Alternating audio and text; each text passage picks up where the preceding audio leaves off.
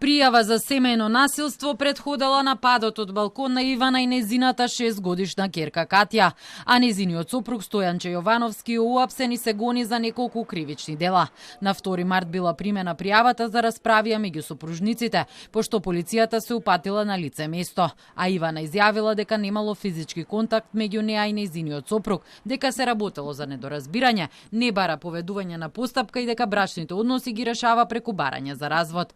Министерот за внатрешни работи Панчо Тушковски изјави дека во текот на 2025-та и оваа година имало неколку пријави за нарушени меѓучовечки односи и физички напади меѓу сопружниците, но Ивана се откажувала од постапки, а министерот потврди дека полицијата и покрај тоа треба да постапува кога има загрозување на сигурноста. Треба да постапува и полицијата постапувала и за многу голем број од она што сум информиран од дејствијата кои што ги превземала. Имаме повратно од страна на жртвата дека немало физички контакт, немало насилство и така натаму и така натаму.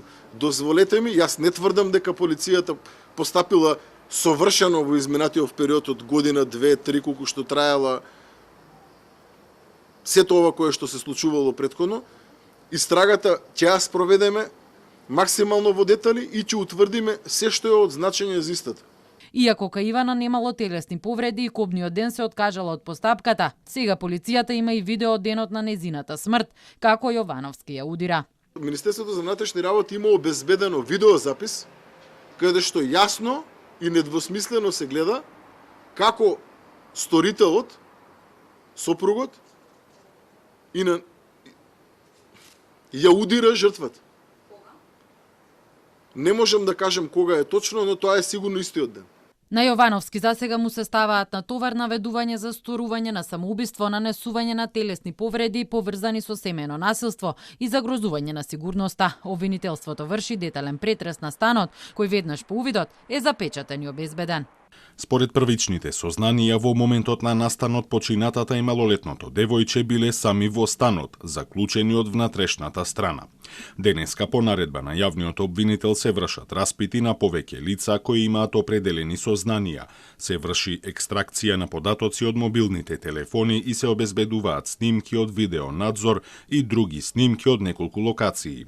Во текот на вчерашниот ден беше наредена и обдукција на починатите.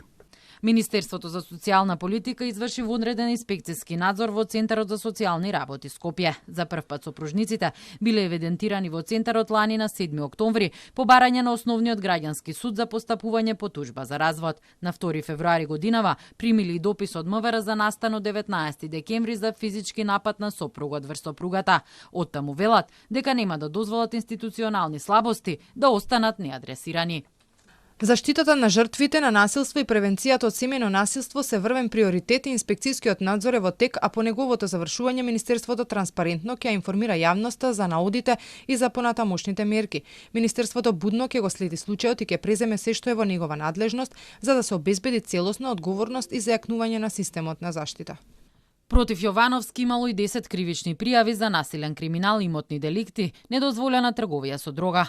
Бил фатен со 19 грама марихуана и 7 грама амфетамини во багажникот на неговиот автомобил. Пошто добил мерки на предпазливост, било поднесено и обвинение против него за насилство кон трето лице заедно со други соучесници, како и обвинение за напад врз службено лице, заедно со неговата почината сопруга.